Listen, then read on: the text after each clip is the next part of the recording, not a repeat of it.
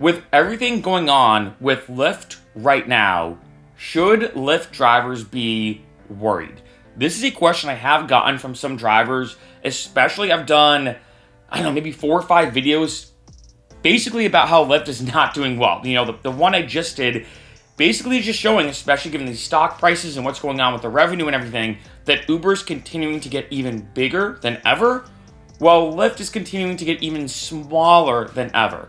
What is going to happen? Genuinely, I don't know. There has been a couple comments on that video talking about, well, when it comes to a monopoly, the government probably wouldn't allow Uber to, say, take over Lyft or to buy them out, because that means Uber would pretty much own almost the entire ride-sharing market. Yes, there are other ride-sharing apps, but, and it could get tricky. I honestly have no idea what's going to happen, just genuinely, I really don't.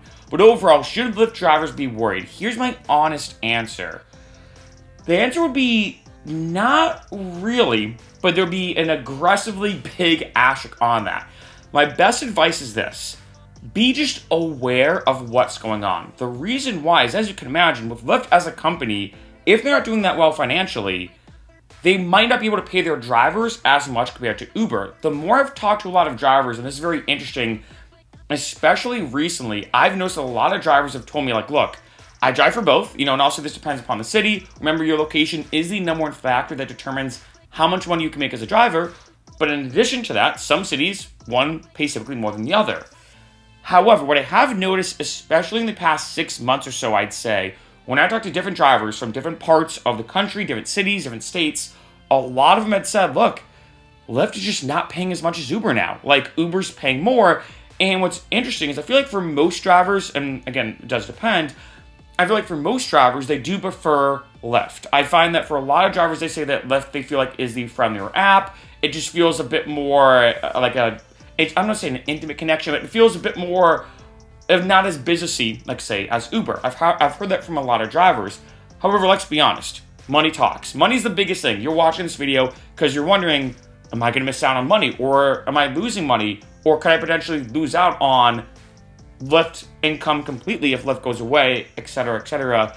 Again, here's where things get tricky, is honestly we have no idea what's going to happen, and this is something you have to have on your radar, because as it seems, when I've talked to a lot of drivers, that Uber is now paying more, for a lot of drivers, they may say, you know what, maybe Lyft is just not worth it. And this is why you need to keep this, like I said, just keep this on your radar. I was actually just talking to my brother about this, who does Lyft in Denver, and he was saying that for the past few months or so, the bonuses, all these kind of incentives to drive, all these kind of rewards that you get if you hit certain metrics have slowly dropped off when it comes to Lyft. For Uber, I do know that's not the case. I've talked to a lot of drivers who say that Uber bonuses are amazing right now. Remember, this does depend city to city and area to area, but overall, it's kind of unfortunate that I feel like maybe pre-pandemic, I'm not saying that we're 50-50, because I think Uber's always been a bit bigger than Lyft. In this case, now a lot bigger than Lyft. But I feel like it was a decent matchup, so to speak, if I had to word it like that. Now, though, it's definitely not the case. And like I said, if Lyft is not making as much money, they might not be able to give out as many bonuses for drivers, which makes logical sense. They're like, sorry, we can't give out this crazy bonus we were giving before, or this incentive we were giving before. We just don't have the money to pay you. And as Lyft continues down this path, which is very negative, and Uber continues down their own path, which unfortunately, or fortunately, depending on how you look at it, is very positive, this creates a very odd matchup. And that's what I suggest to a lot of drivers when I've done a bunch of pro tip videos and everything. Make sure you do sign up with both apps. That is the best way to be in this sweet spot. And I know, like I said, for some cities, they say, look, Uber, just way more popular. I mean, especially in a lot of other countries, it's only Uber, right? It's only Uber.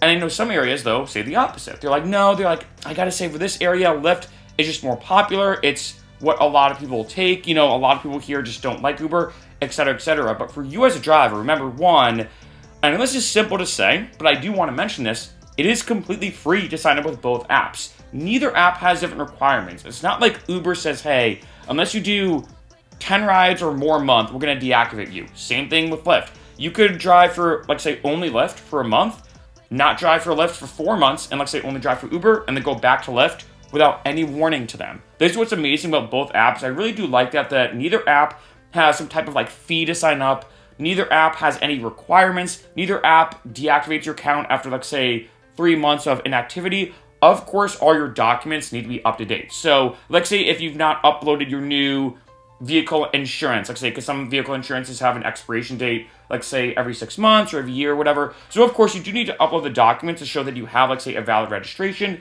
etc., etc. But overall, this is why I gotta say, sign up with both, because even if you do prefer Lyft, with the way things are heading now, and of course I want to stress, I have no affiliation with either company. I always like to say that I have no affiliation with either company. Although even though, like say, a lot of drivers do like Lyft, you may start wanting to look at Uber and start driving for both. And the biggest thing I say to everyone, drive for both and drive during the same period of time. Maybe spend 1 week, drive, like say, Monday through Friday, 7 to 9 a.m., the morning commuting hours. Drive the first week with Lyft, drive the second week with Uber. Which one pays more? Maybe on evening commutes, maybe on a Friday and Saturday night. Test out both. You know, one video I did, it's like a few years ago, the number one way to make the most amount of money is analytics. As you can imagine, like I said, every city is different. Every app is a bit different, right? And even like say on a Friday night, who knows? I've talked to some drivers who told me, yeah, like actually it's weird. Like Uber during the week, it pays more. But then on a Friday and Saturday night, actually Lyft can pay more. And this could be very different, right? And remember, you can drive for both. And this can get a bit crazy, I will say, because I know now they have like an overlapping thing. Back when they didn't have this. But you can drive for both literally at the same time in a sense. And what I mean is you could have the Uber app pulled up, the Lyft app pulled up, and like say Google Maps, that's my particular strategy. Whichever one you get a ride with first, you look at that ride, you say, all right, this one's only paying about $8-ish on average. No. Oh, I'm getting a ride with Lyft that pays $12. Okay, I'll take the Lyft ride. I'll sign out of Uber or basically, just turn off me accepting rides, and then I'll do that ride, then turn it back on. It can get kind of hectic, but overall I suggest do everything you can to test out the analytics, because like I said, I don't think you have to be as worried about, like say, one day you waking up and the Lyft driver app just going away, or you not having an ability to drive for Lyft. I don't think that's going to happen, at least not anytime soon. I have to be honest, I generally don't know. But the one thing I will say that is becoming more and more apparent is you just might not make as much money. So yeah, maybe you can still drive for Lyft, but is it really worth it when Uber could potentially pay more? And one last option I do want to give, like I mentioned in other videos, is delivery driving. Like I mentioned, for me though, personally, I hated doing delivery driving. It just was not for me. I hated all the logistics of having to get in and out of your car, throwing on your hazards, hoping you don't get a ticket. Like say if you're in a busy area in a street in the city, I just didn't like it. However, I know a lot of drivers who love doing delivery driving, and I've mentioned in other videos based off all the analytics that have kind of come about with a lot of companies studying how much drivers are making. In some cities, delivery driving pays more than both Lyft and Uber. So those are different options you can kind of explore. But overall, I gotta say, should you be worried about Lyft in terms of, like, say, not having the ability to drive for Lyft? No, but you should be worried about how much you can potentially make. Because from what it seems like right now, Lyft is definitely starting to pay a bit less, especially with less bonuses and incentives. And Uber is still paying what they're paying and could potentially pay more than Lyft in your area.